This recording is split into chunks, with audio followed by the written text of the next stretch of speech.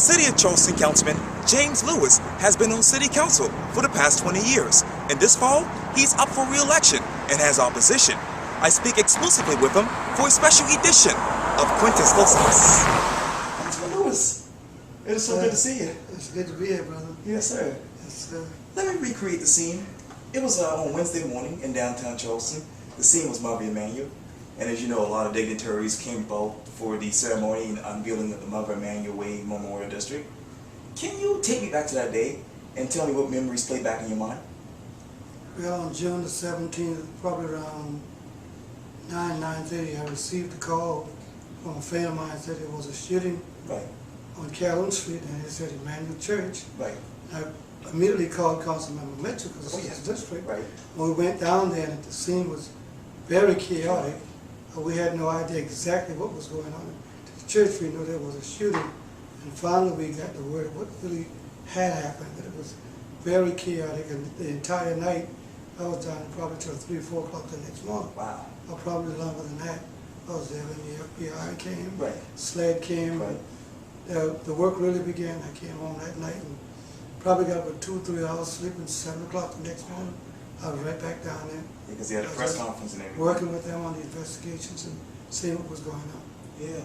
And so when the Charleston City Council approved the resolution on September 8th to rename a portion of Calhoun Street from Meeting down to Concord after the victims of the Emanuel tragedy, what did you tell yourself?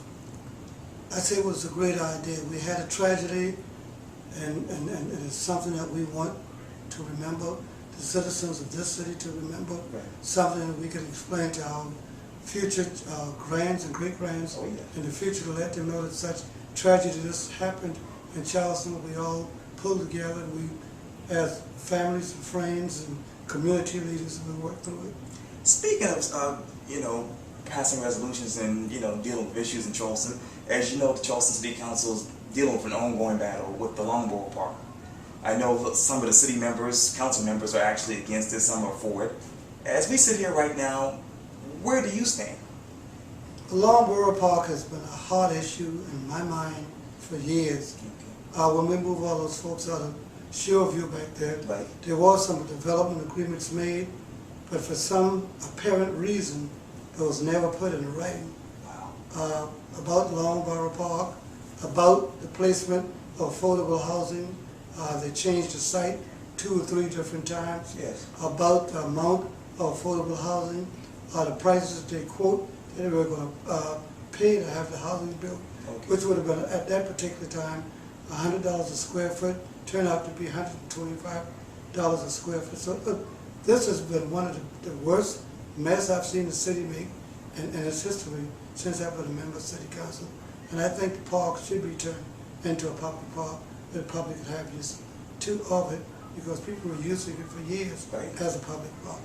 And speaking of which, you just mentioned that you've been on City Council. It's been 20 years now. I'm finishing up my 20th year this year. Tell me, what memories stick in your mind when you think of Charleston City Council and your years on City Council? Well, what sticks in my mind is we are constantly working on keeping crime low in the city. Right. We are constantly working on one of the most difficult issues to face this city, this state, this country, is providing affordable housing for the working poor. We are constantly working on trying to provide jobs for the jobless. So those are a few of the difficult things that face this council every year, year after year after year, and will continue to face us as long as the city exists. Speaking of facing things, you are facing re-election soon. Yes, I have re-election this year. I have 2 opponents, Ahmad Rashim and Jimmy Bailey Jr., who sending out flyers. Those flyers are coming out with just Jimmy Bailey and not Jimmy Bailey Jr. So I hope people don't think that it's the Jimmy Bailey who was in the House of Representatives and it's his son. Okay. But we live in a society where everyone has the right to run for public office, and that's their right, and I'm looking forward to the challenges. Well, speaking of challenges, as you know, Upper King Street is changing a lot. And as you mentioned a few minutes ago, there are a lot of other changes going on here in Charleston. And as you know, you've been on council since 1995.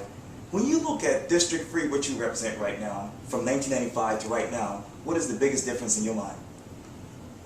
The way the demographics have changed. When I was elected in 1995, this district was around 65% African Americans. That's right. And now this district is somewhere between 55 and 60% white. So the district have changed, and not because the people wanted to change it or move out. It's because the city has grown so big with the College of Charleston, Right. that developers are coming in and they're buying the houses, but the prices of rent are so astronomical. People that once lived there Right. was forced out because of the high rent, because the developers feel that they can take these houses and they can take these houses and make different types of rooms in it and get more money. So therefore, a lot of people were displaced out of the city of Charleston. And Upper Peninsula is the area that you're seeing is changing a lot. Yes. Developers are coming in and they're buying these houses. You can't stop progress. You can't stop people from buying property. And the people that have, I hope the ones that own a house, Right. that will keep it. Because if you don't own a piece of property right now in the city of Charleston, especially if you're a low-wage earner, anywhere between $20,000 to $50,000 a year, Right. you just couldn't afford to live in downtown Charleston. Well, finish these sentences for me. The 90-day pilot program for bars is? The committee has given their report to City Council. City Council is working on that. The recommendations, I think it's a great recommendations, and it will help protect neighborhoods, keep the quality of life in the neighborhoods where it should be. Uber is? Uber, I am glad that the city of Charleston decide to go against Uber, Okay. but because of Uber has caused a hardship in the city of Charleston, which was not exactly their problem, but it's the city's problem. How so? Where we went up on the price of cab for all taxis because they were fair. Uber was coming in, which was $7 from $5 to $7, which is good because the cab drivers hadn't had an increase in years. But City Council took the liberty of doubling the prices on the weekend from $7 to $14 Friday, Saturday, and Sunday night, so they could get a lot of the kids off of the bars off of King Street at night.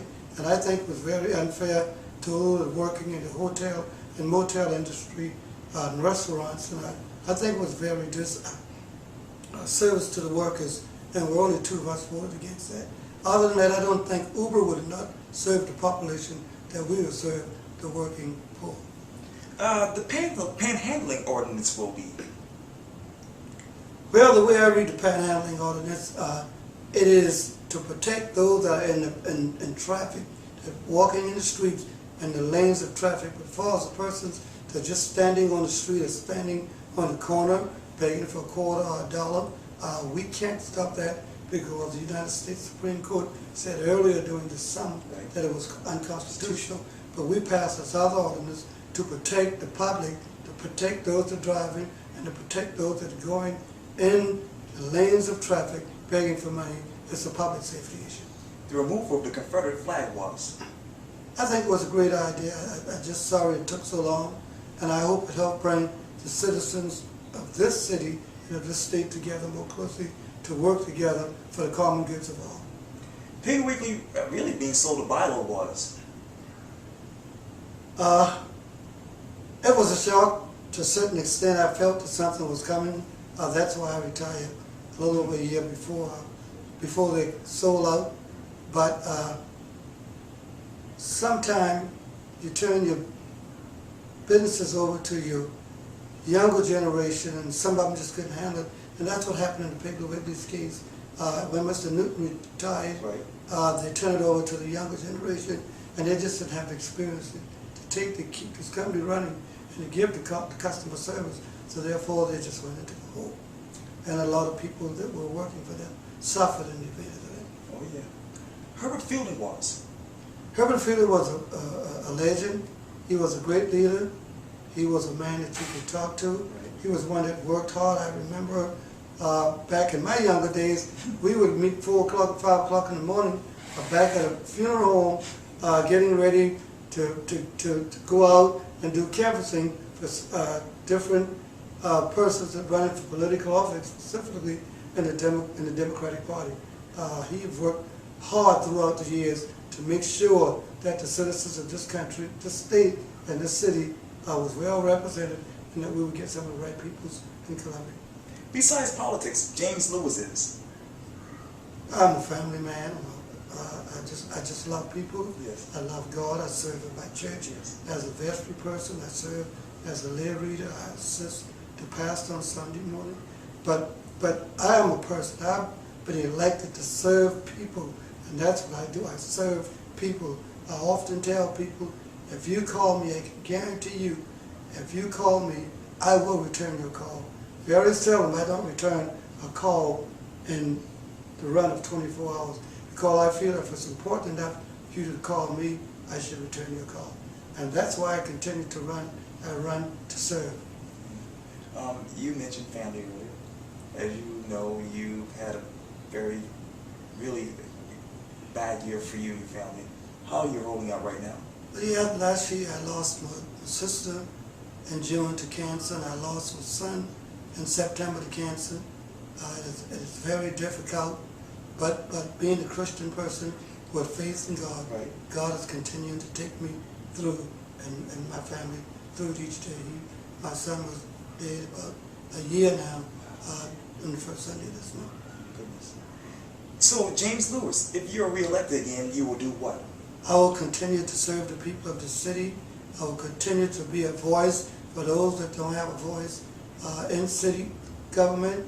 I will continue to work for those working poor that don't have a voice, right. that need someone to speak for them. I will continue to work and to serve and to be a voice for those low-level employees who keep the city in good shape, those people in public service, right. working trash and garbage, those that are working in the parks, those that are working in streets and sidewalks, and stormwater, sometimes that don't have a voice for them. I will be there to represent and be that voice for them. That's awesome.